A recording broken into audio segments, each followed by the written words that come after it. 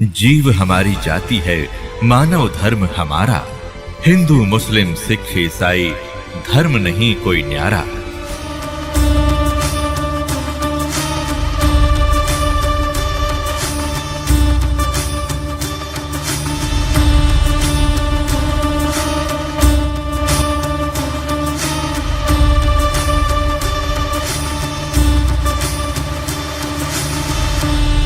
उसकी कोई प्रतिमा नहीं है, उसका कोई आकार नहीं है, उसकी कोई स्टैच्यू नहीं है, उसका कोई मूर्ति नहीं है।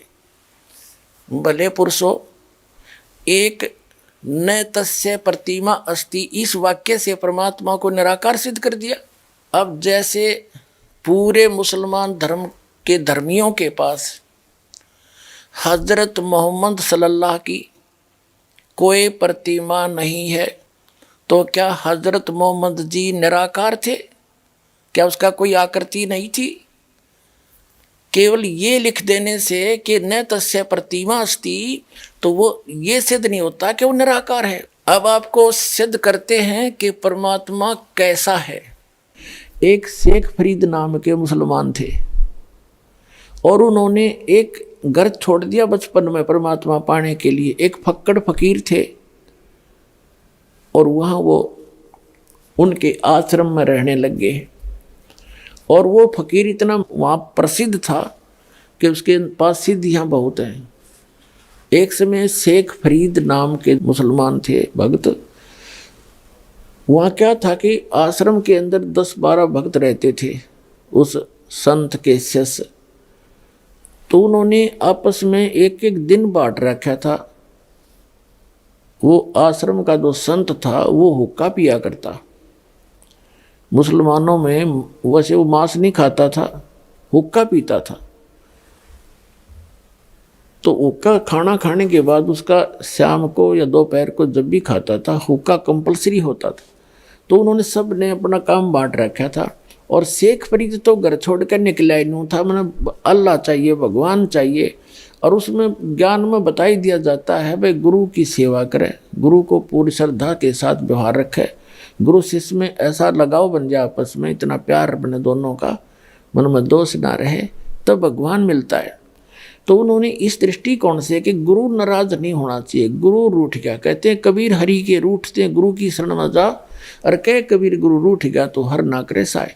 तो इस दृष्टिकोण से शेख फरीद ने चाहा कि परमात्मा गुरु जी नाराज नहीं होने चाहिए। भगवान गुरु जी रुष्ट हो गए तो भगवान रुष्ट हो गया, फिर मेरा इस जीवन का बनेगा क्या? इस शरीर का जो उद्देश्य मैं लेकर आया हूँ वही मेरा रह गया, उसमें बाधा बन गई, तो मुझे ऐसा कोई काम नहीं करना मैंने। तो इस दृष्टिकोण से वो सच्चे दिल से गुरु जी की सेवा करता था। आत्मा से पता लग जाता है ये बालक कैसे सेवा कर रहा है, ऐसी बात नहीं। तो वो इस कारण से उसे बहुत खुश था। और आश्रम में रहने वाले दूसरे कुछ कमचोर से थे, वह गफलत कर देते थे। तो उनके मन में ये आ गया कि गुरु जी शेख इस फरीद के साथ ज़्यादा लगाव रखते हैं और किसी तरह इस गुरु जी की नज़रों से इस शेख फरीद ने गिरावा। अब वो इस अटकल में रहने लगे। वो एक दिन वर्षा होकर रुक गई थी, वर्षा का मौसम था। प्रतिदिन जैसा भी उसका नंबर आता था सभी ऐसे करते थे। पहले खाना बनाते थे, लकड़ी की आग बना देते थे उपले अपले डाल कर, और खाना खिलाने चले जाते थे। आग तैयार होती थी, महाराज जी को खाना खिला के आते ही हुक्का भर के और तुरंत दे देते थे। और वो गुरुजी इतने क्रोधी थे, 5 मिनट लेट हो जा कोई हुक्का ना लाओ, यानी कोई भी काम देर कर दे तो सोटा ठाकर मारा करते, डंडा रखा करते। और उसको कई दिन सेवा नहीं देते थे, एक तरफ बैठा देते थे। तो उन्होंने क्या किया, शेख फरीद गया खाना खिलाने गुरुजी को झोपड़ी में। चूल्हा रसोई दूसरे स्थान पर थी, उन्होंने उसको पानी मार दिया, छिट्टे मार दिए, बुझा सी दी। अब शेख फरीद तो अपने हिसाब से आया था कि 2 मिनट लाऊंगा भर के चलम दे दूंगा। अब वो आके देखा तो आग नहीं। उन्हें सोची भाई मौसम खराब है, ना सक गया उसका कि किसी और ने गड़बड़ कर रखी है, और आग तो बुझ गई। वो उठाकर चलम और थोड़ी सी दूरी पर गांव था, वहाँ धुआं उठ रहा था, कोई बहन बेटी माई अपना चूल्हा जलाने की चेष्टा कर रही थी। वो दौड़ा दौड़ा गया तो वहाँ क्या कर रही थी वो माई, क्योंकि मौसम वर्षा का था, लकड़ी जलाव थी, कभी बुझ जाव थी, फूक मार थी, आंखों में धुएं से आंखें पानी गिर रहा था।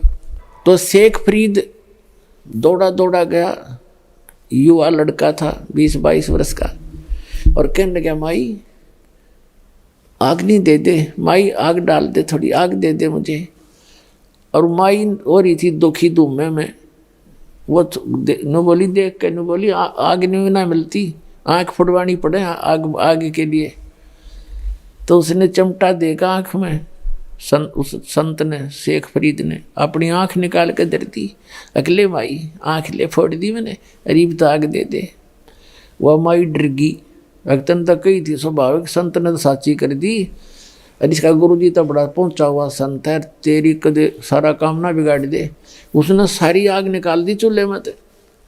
अकेले ले महाराज जी वह दरकर सारे आग ने भरकर तो चल पड़ा, भाग्या गया फिर फटाफट। अब उस संत ने एक आवाज लगाई, जब वो 2-3 किले दूर था, पहली आवाज लगाई, रस फरीद कहाँ मर गया तू? आ गया गुरुजी, आ गया गुरुजी। दूसरी आवाज लगाई, जब रख की तू मर गया था, इतनी देर लगा दी। बस यहीं था गुरुजी, देर होगी, थोड़ी सी आग खराब सी होगी थी, मौसम खराब है ना। और उसका आँख पर कपड़ा बांध लिया उसने एक आँख के ऊपर के, जो आँख फोड़ निकाल दी थी। अंधेरे का मौसम था, गुरुजी ने कहा के लग गया क्या? कुछ दया आपकी महाराज, के लगे था आप कह रहे थे। और वो कब्र दिया, और बूढ़ा तो पी कर सो गया संत तय। अब वो सारी रात बेचैनी में रहा बेचारा, आँख फूट रही उसकी, कोई बात नहीं, जैसे तैसे। उसका उद्देश्य ये था कि गुरुजी नाराज ना होना चाहिए, आँख ने के गाड़ूंगा, जब मालिक रूस गया था। अब कहते हैं देखो कितना सेक्रीफाइस भी कर रहा था, और कित कर रहा था वो महापुरुष, किसके सामने, वहाँ कुछ था ही नहीं। अब उस माई ने नींद आई नहीं सारी रात, क्योंकि रात होगी मैं जाऊँगी तो महात्मा धमका देगा, तो रात ना आई कैसे यहाँ पर, और शराब दे देगा। तो सुबह वक़्त से उठ दिन निकलते ही पहुँच गई और कहे महाराज जी मेरे से गलती होगी, माफ़ कर दो। महाराज जी उठा, कहने लगा क्या बात है माई, क्या बात है? क्या आपके चिल्ला गया था और मैं धूम में दुखी हो रही थी, वर्षा का मौसम था, लकड़ी गिल्ली थी, मैंने खूब कोशिश कर रखी थी आग बनाने की, आपका चिल्ला गया। मैंने तो मजाक कर रहा था महाराज जी। उसने आँखें काट के धर दी, वो बर्तन के कापड़ पर धर के लेगी उसने, ढक्कन पे, मटके के ढक्कन है ना, कापड़ बोले, ये आँख काट के धर दिया। आपके बच्चे ने मेरी गलती कती नहीं, उसने सोची अब कदे शराब ना दे दे। तब उसने बुला कर शेख इधर आ भाई फरीद। कहाँ जी,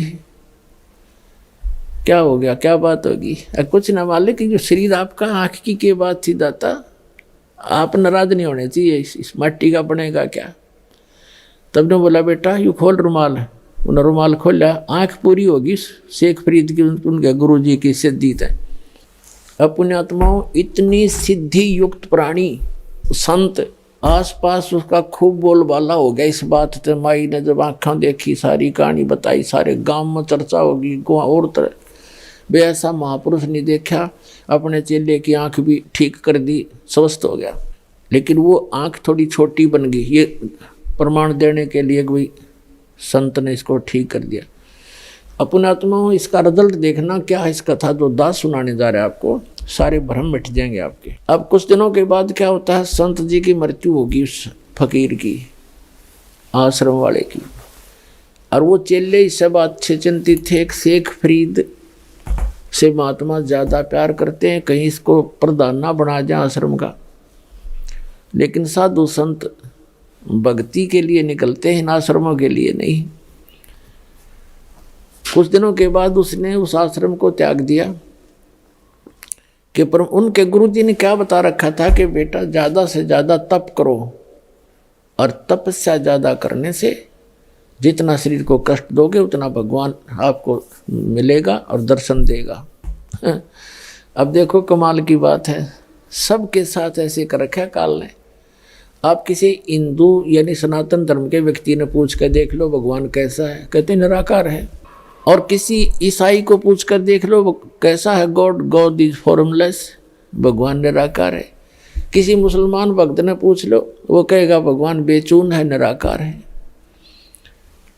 और तो क्या हुआ, शेख फरीद ने सोचा गुरु जी का आदेश है, वे जितना गणा तप करेंगे भगवान मिल लेगा।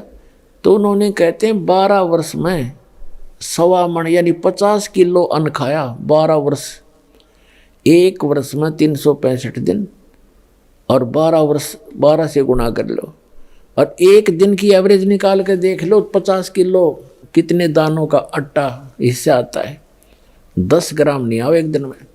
इतना आहार कर किया उसने कुल 12 वर्ष में, और तपस्या करी।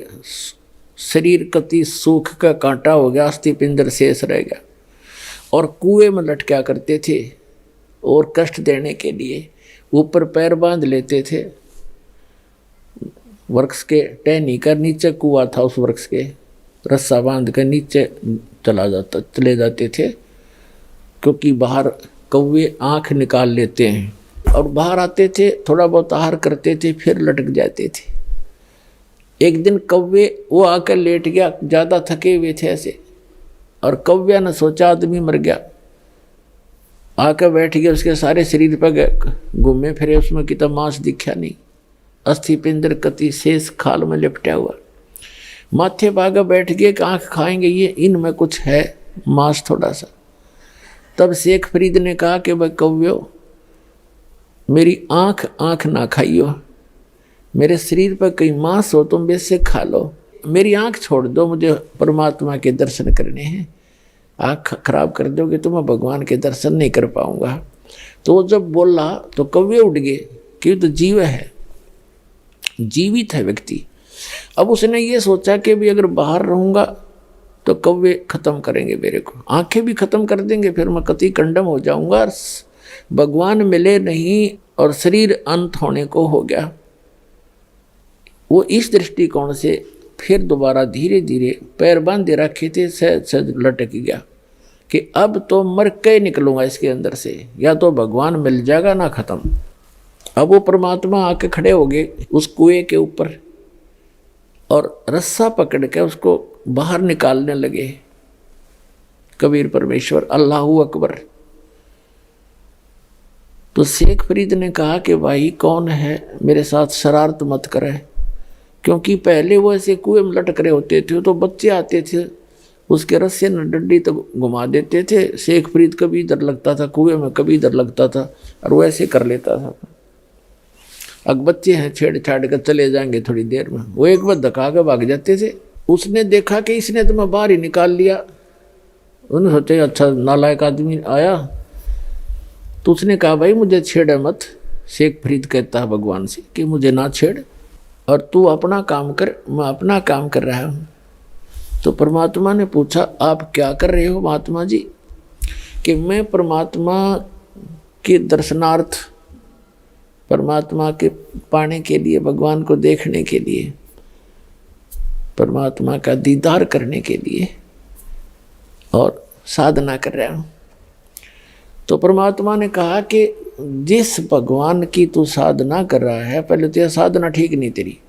परमात्मा ने कहा कि मैं हूँ वो अल्लाहू अकबर। शेख फरीद ने सोचा है तो कति पहाड़ी टकराएगा उससे,